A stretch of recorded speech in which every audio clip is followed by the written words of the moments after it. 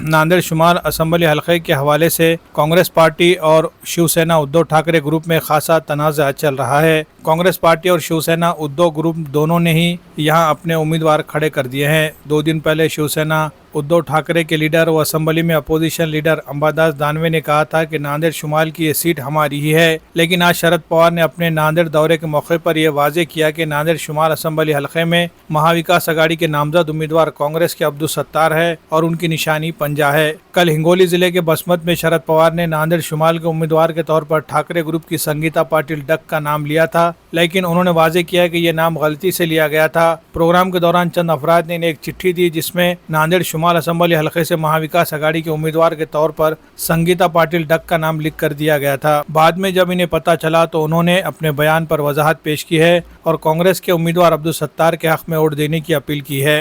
गमत अशी आहे की माझ्याकडे लिखित कागद दिला कोणीतरी, उमेदवारांची नावं काय हे विचारलं, त्यांनी दिली आणि ती तिथं वाचून दाखवली।